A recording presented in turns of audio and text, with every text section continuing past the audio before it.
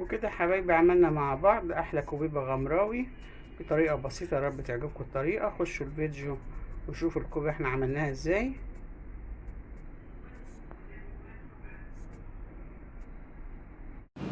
السلام عليكم، ازيكم يا حبايبي؟ عاملين ايه؟ النهارده يا حبايبي هعمل معاكم الكوبيبه الغمراوي بطريقه سهله وبسيطه وبلحم الفراخ. انا كان معايا فص من الصدرين بتوع الفرخه، مش فص واحد.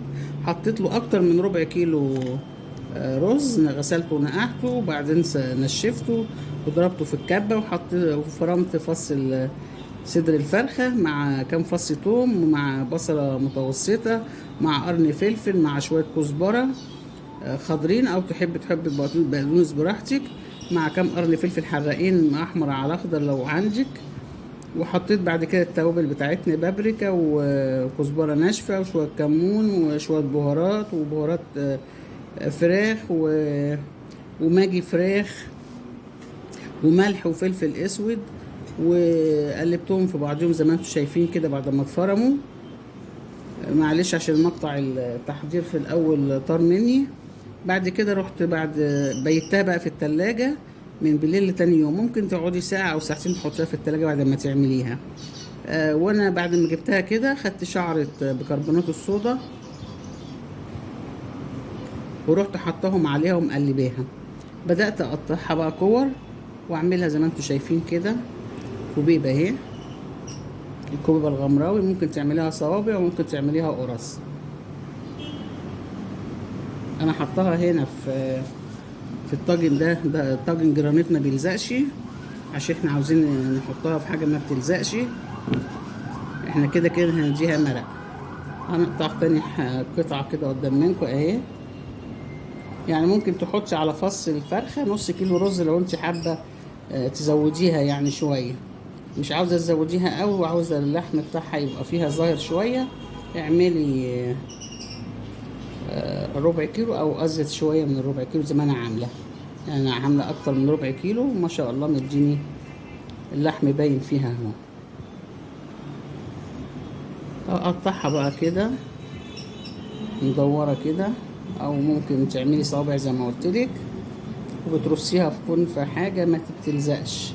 لو ما عندكيش اي حاجه من التيفالات او الجرانيت، حطي شويه بصل صغيرين متقطعين كده مع طماطمايه في الارضيه.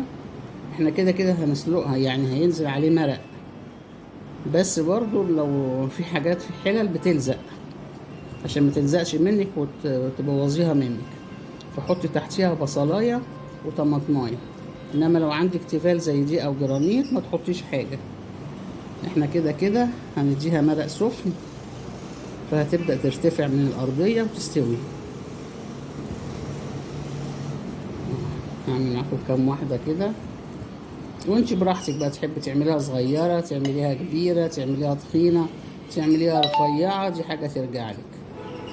احنا بنحبها محمله كده مليانه علشان هناكلها مع رز، زيها زي الكفته بتاعت الرز، هي زيها والله. بس احنا ايه، نفسنا نعمل الكوبيبه الغمراوي دي بنتلزق فيها، انما هي زي كفتتنا بالظبط. بس هما في ناس منهم بيزودوا زياده، يعني احنا عندنا كيلو اللحمه عليه كيلو رز، في ناس بتوصل يحطوا كوبايه 2 كيلو رز على كيلو اللحمه.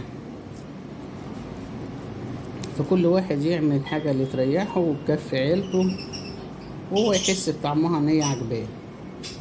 اهو انا بعملها قرص كده اهي، وبرصها عادي فوق بعضيها كده قبل ما نحط لها المرق السخن. انا بقى عندي مرق، ما عندكيش مرق حطي شويه مرق فراخ مع كوبايتين ميه على النار وشويه ملح وشويه فلفل، ظبطي الحياء بتاعها. ولو عندك شويه طماطم كده مركونين على جنب حطيهم برضو عليها، عصير طماطم بيديها طعم حلو قوي. هتشوفوها ان شاء الله وانا بسويها.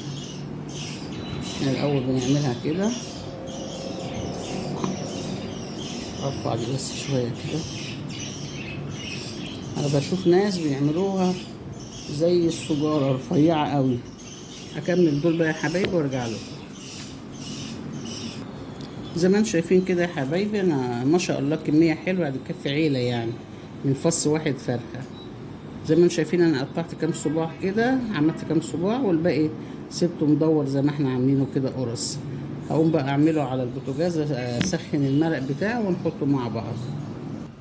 زي ما انتم شايفين كده يا حبايبي، انا حطيتها على البوتاجاز اهي، والمرق بتاعي اهو اللي انا عاملاه. ما كانش عندي مرق فانا عملته، انما لو عندك مرق فراخ او مرق لحمه حطي عليه شويه طماطم وشغلي نفسك بيه. انا اهو المرق اهو سخن اهو، هنزل كده عليه، لازم نغطيه بيه عشان هي طبعا فيها رز عاوز تستوي. هنسيبها بقى لحد ما ايه، هنسيبها لحد ما تبدأ تغلي ونغطي عليها.